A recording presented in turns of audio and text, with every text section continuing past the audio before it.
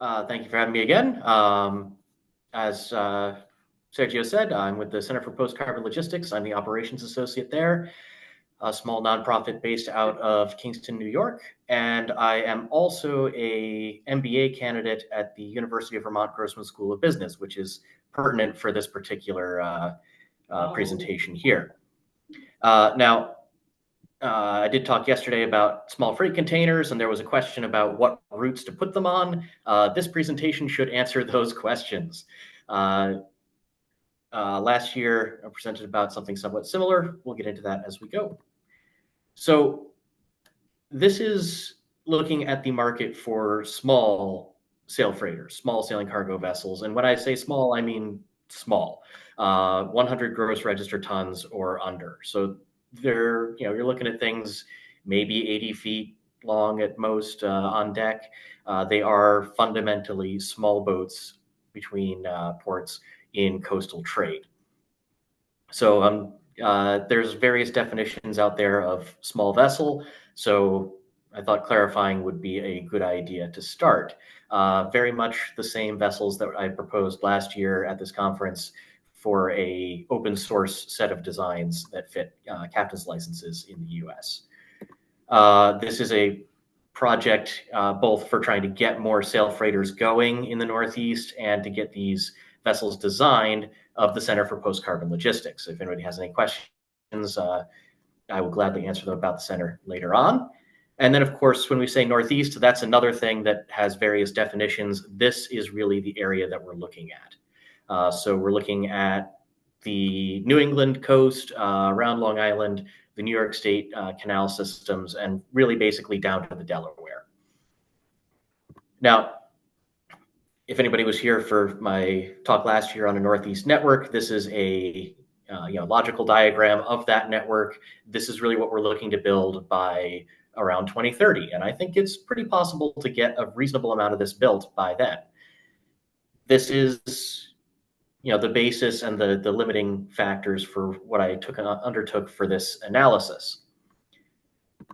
Now, along that route, you'll notice none of those ports really have ships going along them in large volumes. The only exception to that is the Hudson River between Hudson, New York, and New York City and Raritan Bay, which has schooner Apollonia going currently.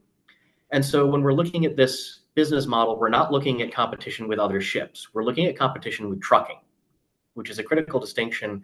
Most sail projects or sustainable shipping projects are aimed at the maritime, transoceanic maritime sector, which is competing against other ships.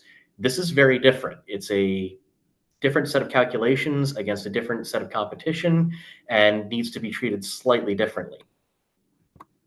The sector within trucking that we're really looking at is less than truckload shipping. So this is where you want to send like 1 to 6 pallets someplace, and it's going to be more expensive per pallet to do so, but less expensive than paying for an entire truck to move just those couple of pallets.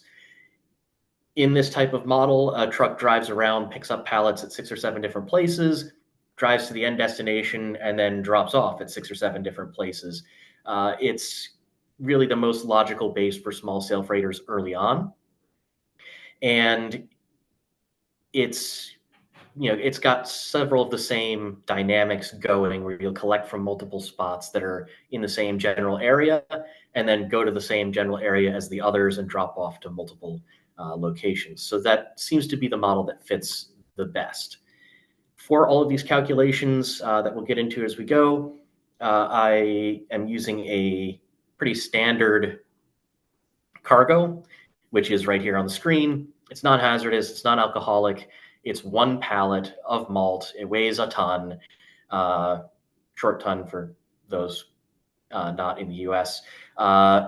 It takes up 64 cubic feet, and it doesn't require any accommodations from the truck, like a lift gate or parking in a restricted area or getting onto a limited access campus or anything of that nature. So the rates could go higher, but I used the factors to be as conservative as possible in these estimates. So this is the lowest that the trucking rates are going to go. As for the actual routes looked at, this is actually presenting a paper that I published in the Journal of Merchant Ship Wind Energy back in, I believe it was March. So you can see all of the math and all of the details behind it here, but this is the route information for the routes I actually analyzed. I didn't really have the time and scope to take on every single one of the proposed routes. So these are the routes that I looked at in depth in the paper. You'll notice there's a difference between sailing miles and truck miles, the number of days sailing, the number of voyages per year. All that balances out, and it really does affect the rates. I'm assuming a sailing distance of about 100 miles a day, based on basic sources calculating at around 4 to 5 knots for a average speed.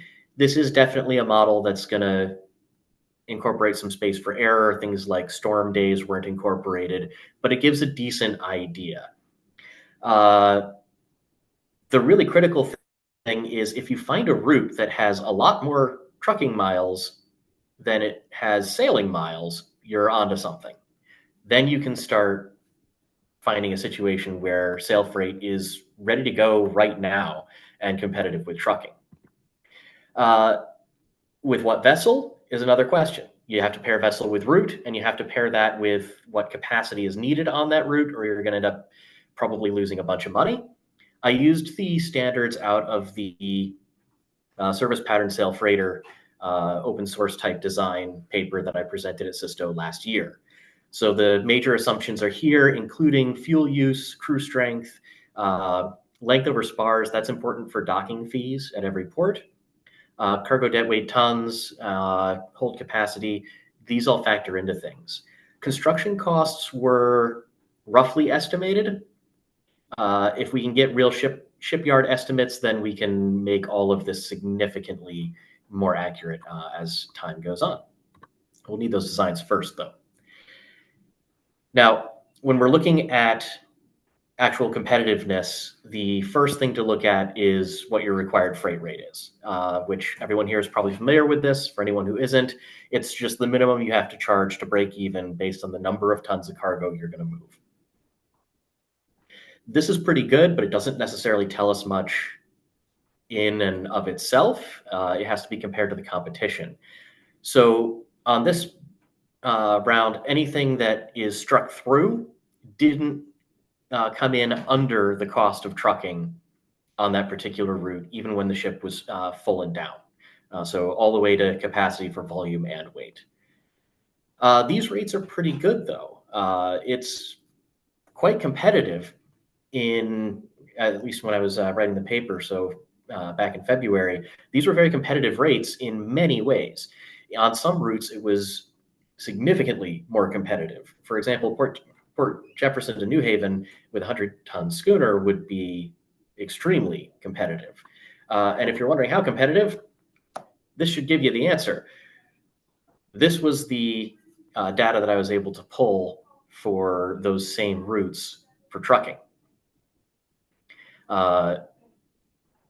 Trucking to some places is really expensive. Newport to Martha's Vineyard, that's not really terribly surprising. Burlington to New York was surprising to me. You can just go across the lake and get right on 87 and drive. So I would have expected that to be a much lower fee, but surprisingly, it's up there around $475. These trucking rates compared to those RFRs give you a good indication of whether this is going to be competitive or not, and if you can actually pull this off given the assumptions in the paper. Now, the other way of calculating this is break-even load factor. So assuming that you charge the same as trucking, the lowest offered trucking price on that route, how much of the ship do you have to keep full on average in order to break even? For some of these routes, you'll never be able to do that if you charge the same as the lowest trucking rate. But there's a bunch of these, like Newport to Martha's Vineyard, where even with the smallest possible vessel, you only have to keep it a quarter full and you'll break even. That's pretty impressive. Even things like Portland to Boston was unexpected for me. I expected that to actually only come in with the larger ships around 50 and 100 tons. But turns out you can do it with a 15 gross register ton vessel if you keep the ship full constantly. Now, I've kept up with and expanded some of this analysis. So the first thing you really need is an idea of what the trucking route charges. So for any route you're considering, if you want to do this type of analysis, this type of chart and this type of data is critical. And you can see some of the trends on price. For example, this is from Ithaca, New York through the canals. The top line there is Ithaca to New York City. It started out higher. It's trending lower. It appears there's a bunch of new entrants into that market that have dropped the price significantly, whereas the other ones haven't had as much new entry, and they're staying pretty steady compared to their initial costs throughout time. Knowing really the price and the standard deviation of any of these trucking routes is what makes you more confident in making the decision if your sail freighter or sustainable freight vessel can actually serve that route competitively. Now, for some routes, I had time to collect more data. This is from Boston, Massachusetts to Provincetown, Massachusetts, which is across the top of Cape Cod Bay. It's 116 miles driving a truck, but it's only 49 miles of sailing. And this is using both highest and lowest rate for trucking. So this is a little more detailed than I did with the initial paper. This bottom dashed line is the required freight rate to pay off the ship in 5 years. Whereas the solid black line is the lowest rate offered for trucking, and the dotted line up top is the highest offered rate for trucking. This is with a 15 gross register ton boat. So this is a very small boat with a crew of 2. This is very competitive. You could be the cost leader in theory. And selecting these routes carefully, you can pull this off. This was surprising to a lot of the people I've talked to, that you can get a sail freighter going on certain routes and actually undercut the cost of trucking. I mean, maybe that's not a good idea. You should charge, $350 or something to because it's currently sitting on this route at $320.56 for the average trucking rate. Maybe charge $350, so you have some margin of error, but you can be the cost leader here. Now, if you bump up to a 25 gross register ton vessel and you can keep it full, which with that size community is reasonable, then you can charge even less. And you have a much larger margin between your lowest freight rate and your lowest trucking rate, which lets you really undercut things. And you'd need about 4 crew for this. Some routes, though, are still very marginal. In the Northeast, this is pretty typical. This is Boston to Gloucester. This is pretty typical of most sail freight routes right now that I've taken a look at, where you're in the competitive range, but you're toward the middle of it.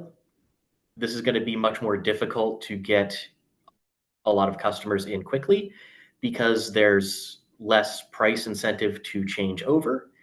And transportation is pretty elastic demand-wise based on price. So if it's cheaper, more people will go for it most of the time. So this one, again, pretty typical of most of the routes I've been looking at, and I would put it as marginal. A lot of routes, though, look like this. A lot of routes look, unfavorable, at least in the smallest class of boat. If you do these for all 4 boats, they fall in different places. These analyses are all for the 15 gross register ton for these charts, if it's not noted otherwise. So Newport to Block Island, you would think it's an island. It's a perfect place to sail to. But the trucking is inexpensive. There's not a lot of people offering it, so there's not a lot of competition, but it's still within a pretty tight range going from Newport. And so it's just not quite there yet. And the number of people is very quick, would have a lower RFR for the route doesn't necessarily make sense because you won't be able to fill it. And if you can't fill it, then you've lost the advantage there. If you really want to make money, though, you go to Vineyard Haven from New Bedford. Uh, uh, I didn't even bother calculating the high price for this because it made the chart very difficult to read. It was way too high. So it's very volatile pricing, which is an advantage for sale freight. You can keep your prices very, very steady, uh, changing them infrequently, if at all. And this is actually the ferry rate. So I took the lowest possible shipping from Boston to New Bedford, and I subtracted that from the Boston to Vineyard Haven fare for trucking. So this should give a pretty good indication of where you want to go for this. The problem with this route is that the movement of cargo or anything to the island is a protected monopoly of the, I believe it's the Massachusetts Steamship Authority. So you'd have to get a license from them. This incorporates a 20% of gross revenue license. So it does incorporate that to a degree, but the fee could theoretically be much higher, in which case you're going to lose some of these advantages. Now, for some of the income statements and such that'll follow, we're using a 15 gross register ton vessel with a 10-ton cargo capacity as the assumption. As I've been able to dig into more of the ship designs, it really seems that 10 cargo deadweight tons makes more sense than 7.5 for that smallest vessel category. If you want any more information on this, there's, of course, the paper in the Journal of Merchant Ship Wind Energy, but I would also gladly share any of my analysis with anyone who's interested. My email address is at the end of the presentation, so send me an email and I'll gladly discuss a lot of this more. As for the vessel itself, this is a pretty decent candidate. This is the Pinky Schooner Maine. The plans are out there from the Maine Maritime Museum. They built a replica of this 1830s vessel in 1980, I believe, and they used it for sail training, and they used it for a small amount of cargo work as well. So the design's already been tried. It's already been tested, and it's just about the right length. It's just about the right capacity. So something of this nature, though there are other options out there. A couple of the other assumptions, this is kind of okay, it was better lined up before and now it's having issues. But yeah, I did change the assumptions from those in the paper slightly to be more realistic. In this analysis, I stuck to Massachusetts Bay because then I could scope in things like port fees and marina memberships. In a lot of cases, it's actually cheaper to just have membership in a marina at both ends than it is to pay transient port fees on both ends of the route every day. So to crew, insurance and maintenance are set at 10% of the ship build cost, which is set at $500,000. There's a small fee for longshore work, and it's 130 voyages a year. Each of those voyages is 2 days. So that's basically the working days of the year, Monday through Friday. Yeah, 5-year payback, $200 per sailor day. That should cover just about anything. Again, if there's any questions on these, do let me know toward the end. And of course, this is a spherical cow. This is a model. It is significantly simplified. This does not include things like taxes, having to give out dividends, finance charges, interest, anything of that nature, which would make this more complex and more accurate. But when I was trying to look at multiple states, became very difficult to incorporate accurately. The first thing to ask on any of these routes is it really viable? And for that question, you have to ask if your sailors can afford to take the job. Because if you don't have any sailors, your ship doesn't go anywhere.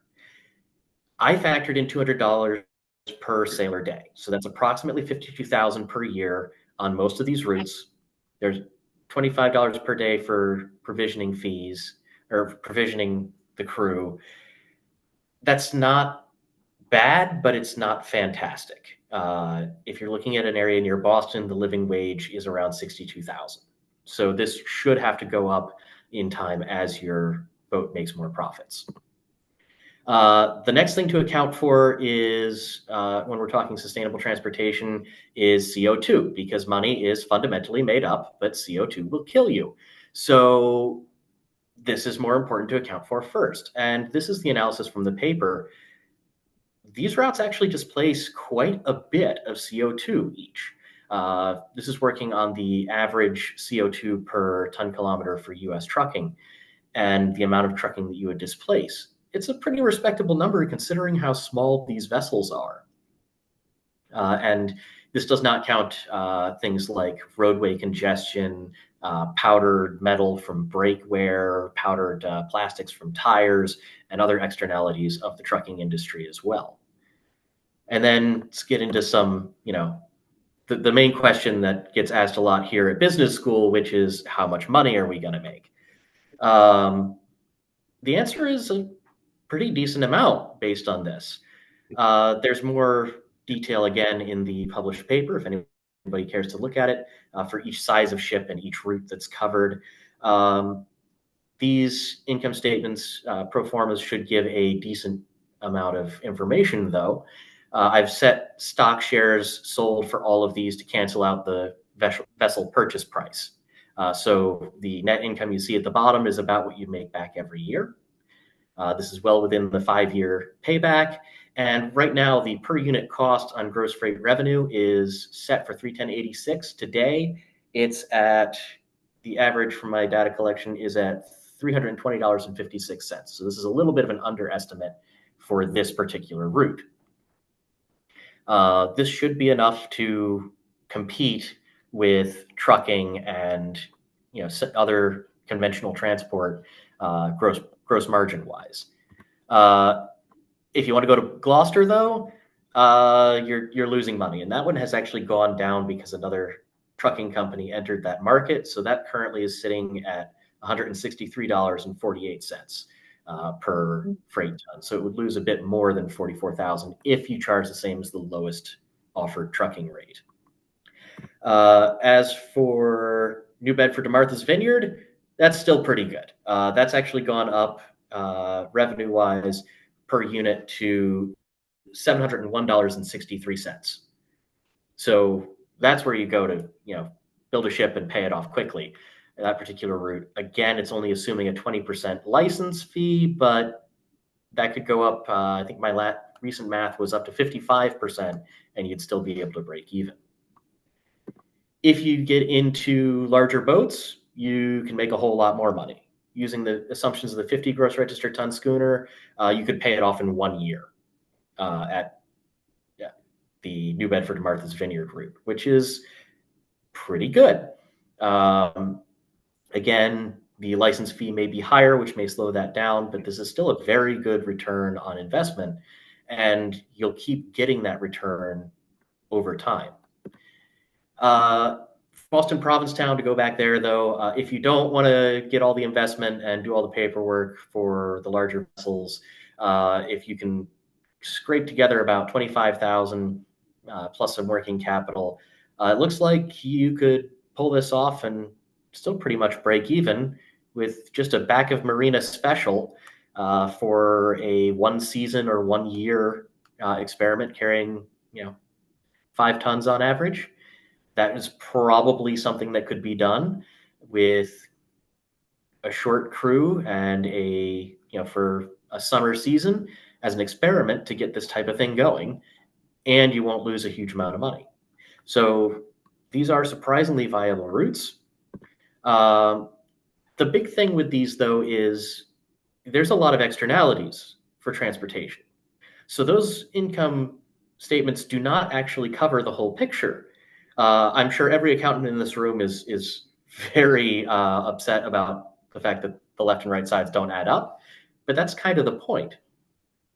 If you use the undiscounted social cost of carbon and the amount of CO2 that's displaced by using sail freight instead of these trucks and everything else, we're looking at a net benefit of over $70,000 just on this Boston Provincetown route with the 10-ton capacity vessel. That's something that means,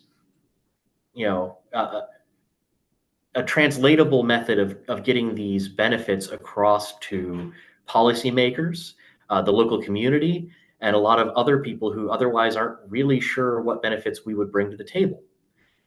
This would work. Now, this, math-wise, makes us socially net positive. That's a rare claim for any transportation business in the world right now. And that's worth leaning on when you're looking to pitch these businesses and get them underway. Is, yeah, we have externalities like any other transportation business, but they're all for the better, not for the worse. Lastly, in closing, it's terribly silly that we do this. This is a terrible use of space. It's a terrible use of energy. It's a terrible use of time in people's lives. So it's worth exploring these options, even when they're atypical, to get away from models like this and get into something that's going to be more sustainable, better for people, better for the planet, and potentially on a bunch of these routes, better for profits than what we've got going now. That's what I've got. Any questions?